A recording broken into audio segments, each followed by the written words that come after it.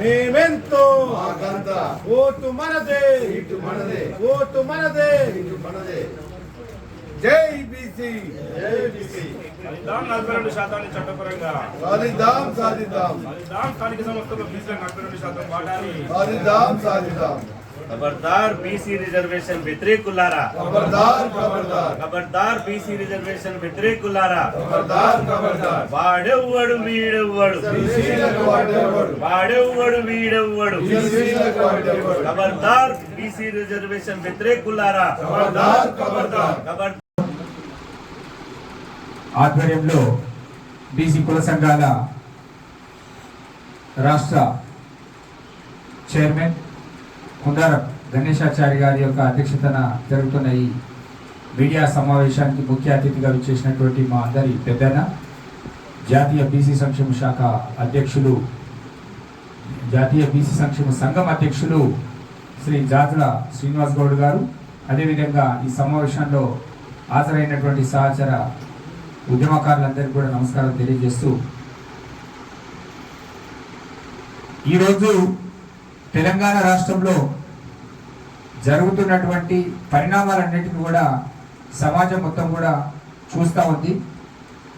రాజకీయ పార్టీలు వాళ్ళ యొక్క రాజకీయ స్వార్థం కోసం, వాళ్ళ యొక్క ఉనికిని కాపాడుకోవడం కోసం వాళ్ళు చేస్తున్నటువంటి ప్రయోగాలు, వాళ్ళు కొనసాగిస్తున్నటువంటి విధానాలు ఏవైతే ఉన్నాయో వాటన్నిటిని కూడా మొత్తం కూడా ఈ రాష్ట్రంలో ఉన్నటువంటి బీసీ సమాజం క్షుణ్ణంగా పరిశీలిస్తుంది, ఆలోచిస్తుంది. తప్పకుండా ఎవరైతే, ఏ నాయకులైతే, ఏ పార్టీ విధానాలైతే కుట్రలు కుతంత్రాలు చేస్తూ కపట ప్రేమ ప్రదర్శిస్తూ మరి సమాజాన్ని అంతా కూడా మేం బీసీల పక్షమే అని చెప్పుకుంటూనే వాళ్ళ యొక్క అంతర్గతంగా ఉన్నటువంటి ఉద్దేశాలు ఏంటో సమాజం ముందు స్పష్టంగా కనిపిస్తూ ఉన్నాయి.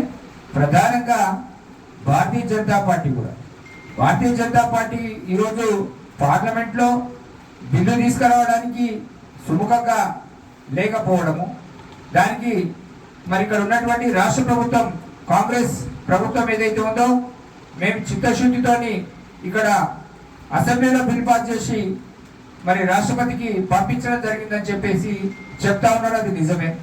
మరి దాంట్లో రాష్ట్రపతి గారి దగ్గర ఎందుకు ఆగింది ఫైలు?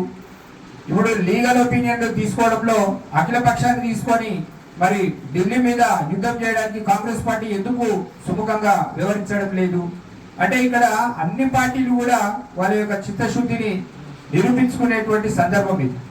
ఒకవేళ ఇదే విధానాలను కనుక అవలంబిస్తూ మొండిగా మేము పార్టీ పరంగా ఇస్తాం, లేకపోతే మేము ఇంకా వచ్చే 6 నెలలకు 3 నెలలకు మొత్తం దేశవ్యాప్తంగా జనగణనలో కులగణన తీసి ఇస్తాం అని చెప్పి కదిగోలు మాటలు చెప్పడం అనేది ఇది మంచిది కాదు.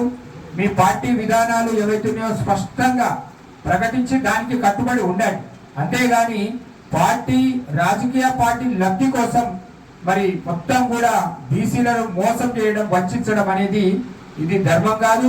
భవిష్యత్తులో ఇదే విధానాలను కనుక కొనసాగిస్తే బీసీ సమాజం, తెలంగాణలో ఉన్నటువంటి అన్ని బీసీ కుల సంఘాల నాయకులము మా జాజల సినానెంబడి దండగట్టి ఈ రాష్ట్ర ప్రభుత్వం మీద, ఈ కేంద్ర ప్రభుత్వం మీద అన్ని రాజకీయ పార్టీల సంగతి ఏదో తీర్చడానికి మేము సిద్ధమవుతా ఉన్నాం.